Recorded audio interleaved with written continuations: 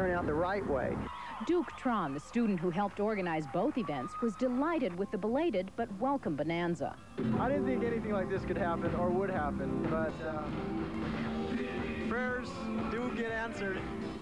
They do get answered. Not only are the student organizers out of financial trouble, the woman in need of the liver transplant has raised enough money for the operation.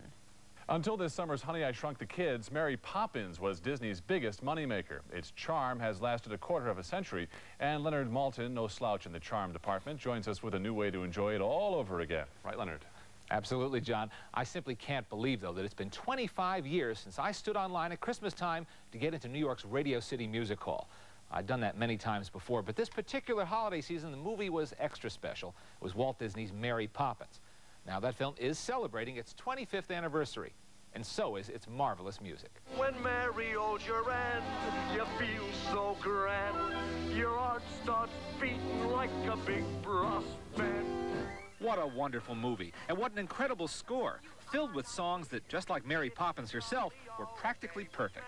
That music won 2 Academy Awards for its composers, the Sherman Brothers, Richard on the left, Robert on the right. And their memories of creating those songs are vivid, as when a Disney artist showed them a sketch of a chimney sweep. We looked at that little picture, little charcoal sketch, and we said, that's a song. That's a song. That's gold in the streets. You just got to pick it up. And we learned about chimney sweeps, and we wrote...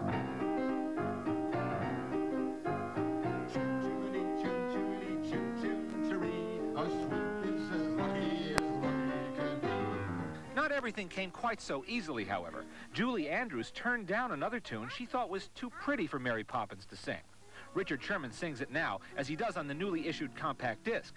You'll see your castles rise through the eyes of love. So the Shermans had to come up with something else to express the personal philosophy of Mary Poppins.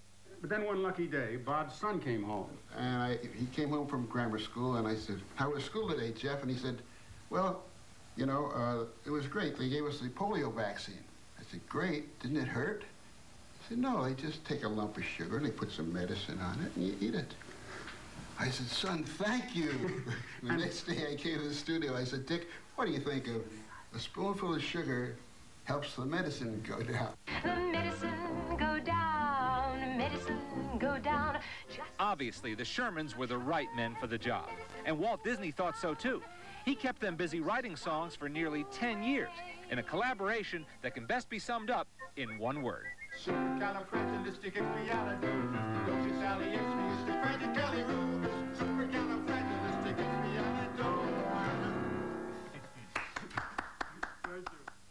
Great songs that I think will live a long, long time. And if you love Mary Poppins, you're going to be interested in knowing that there's a new compact disc available that has not only all the songs, but some that weren't on the original cast album, and an interview with the Sherman Brothers and some of their original demo songs, including that one, The Eyes of Love, that never got used in Mary Poppins. I'm going to go get a CD player just so I can get the CD. Those are the kind of guys you want over during a party. Absolutely. You know? Songwriters to a T. Thanks, Leonard. Fame has a nice ring to it, but the ET Insider is here to tell you that fame has a somewhat ugly side as well. For example, a 6-month survey of network television news stories reveals that Millie, the presidential dog, appeared more often than several members of the cabinet. Millie, the Bush dog, was mentioned 9 times, the Energy Secretary 8 times, the Education Secretary 4, the Agriculture Secretary twice. The Secretary for Veterans Affairs struck out entirely. If that's not enough for you, another survey polled 100 American youngsters aged 10 to 13. 72 were able to identify Jason, the killer in the Friday the 13th movies. 66 identified Freddy Krueger from the Nightmare on Elm Street films. But fewer than 60 identified George Washington and Martin Luther King, and only 36 recognized Abraham Lincoln. Well, kids, the Insider is ashamed of you. Not only was Mr. Lincoln the subject of 133 movies, he led the Union during the Civil War, was President of the United States from 1861 to 1865, issued the Emancipation Proclamation, and delivered the Gettysburg Address. Plus, he appears on the $5 bill that will get you a seat for the next Freddy Krueger movie. Had there been a celebrity roll call over the weekend at charity events, stars would have scored an A+ in attendance. The big names turned out in force for a number of important causes. In Washington, Jack Nicholson's glove from Batman and Whoopi Goldberg's sneakers were among the items auctioned to raise funds for the October mass march for the homeless. If every one of us does what we can turn it around. We can make a big, big difference. That's $2,400. In Los Angeles, another auction brought artists and celebrities together for the Art Against AIDS fundraiser. It's very moving to see these incredible works of art that have been donated by these artists. It's an expression of what this fight means to them. And in Carlsbad, California, sports superstars Larry Bird, Julius Erving, Dave Winfield, and others were at Michael Jordan's All-Star Celebrity Weekend to aid the United Negro College Fund. United Negro College Fund is a real inspirational, real important affair, and a real important cause. And that's it for us this Monday. Graham Chapman has made the world laugh with his antics on Monty Python. On tomorrow's Inside Story, he shows he hasn't lost his sense of humor in his battle with cancer. A little earlier in the show, we heard from country music star Sawyer Brown on the scene helping out those kids in Idaho. And as we say goodbye, here's his new video. It's called The Race Is On. It debuted last week as Billboard's Hot Shot single. Enjoy it. Take care, everybody. See you tomorrow.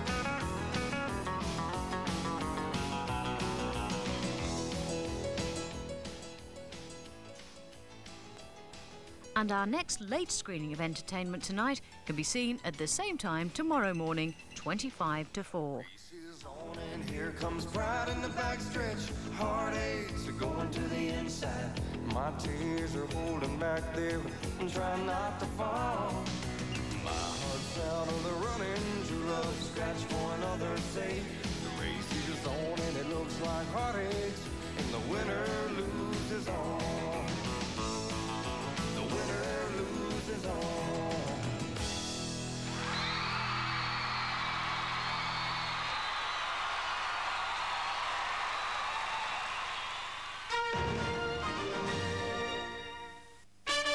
Coming up next, we have a great British movie about the war on the home front.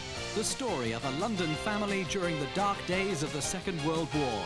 From the director of Deliverance and the Emerald Forest, John Boorman. That's Hope and Glory, after the break.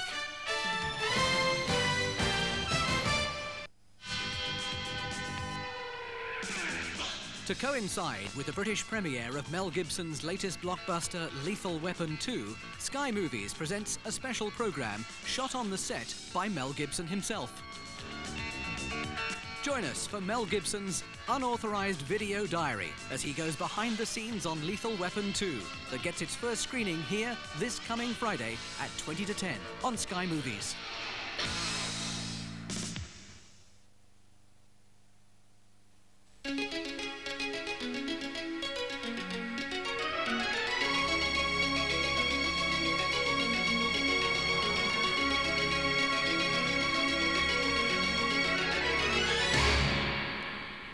Just look a little bit worried, looking around at everything's happening. Gosh. Terry Jones is one of those remarkable individuals who seemingly can do it all.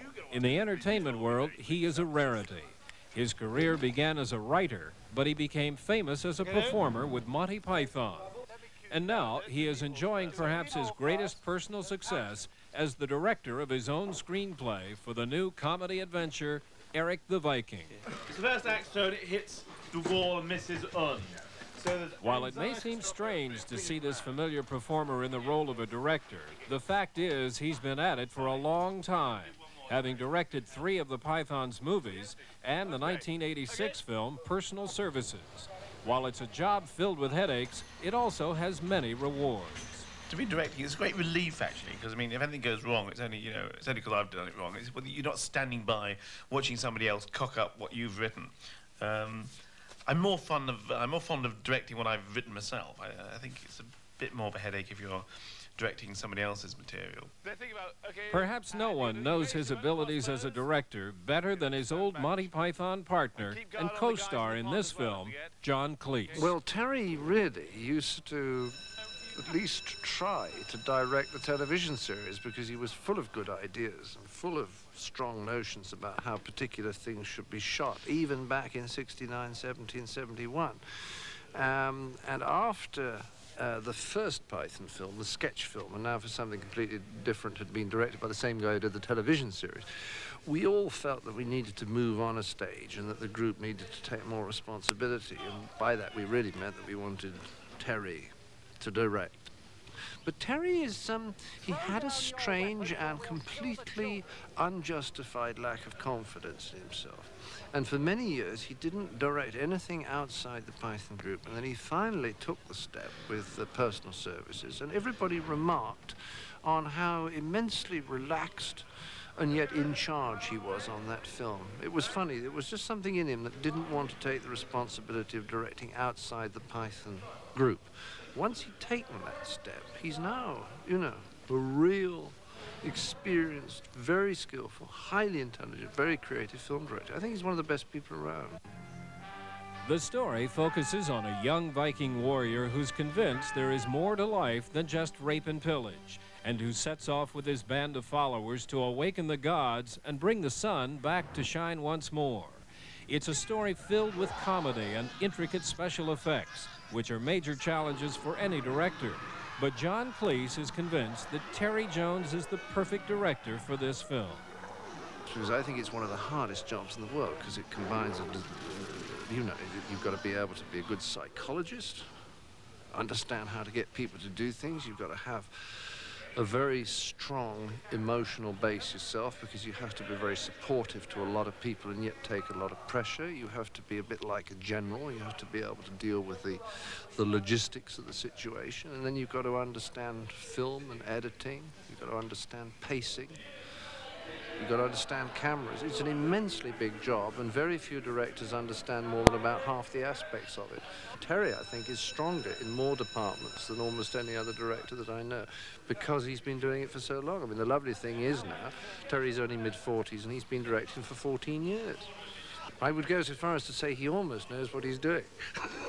And this is very unusual among film directors. The fun thing for me about directing is sort of seeing what you wrote and what you imagined in my little room in Camberwell, seeing that getting on to the screen as near as possible without having somebody else's ideas sort of dragging it off in another direction. And then the great thing is that it's actually often better than what I imagined in my little room in Camberwell. And so it's fun seeing it coming alive and becoming better than you imagined.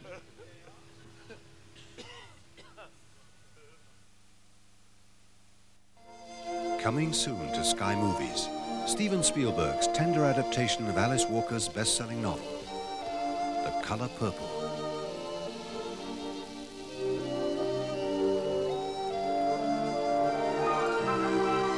You are invited to share a very special experience about the love, the anger, the joy, the pain, courage, the sorrow, the faith, the hope, and the dreams within us all. Steven Spielberg's The Color Purple, a human triumph to lift your spirits high. Coming soon to Sky Movies. This is Sky Movies, Britain's first all-movie channel direct to your home by satellite, bringing you the very best in film. Sky Movies is an entirely new concept in television, programmed for your viewing convenience. Each month, we deliver at least 30 new movies. These films will be repeated approximately 3 times in the first month they run. We do this so if you miss the movie's premiere screening, you can catch it later in the month. It'll be played again in another appropriate slot, on a different day, at a different time. Sky Movies bring the best movies into your home and the best way of watching them.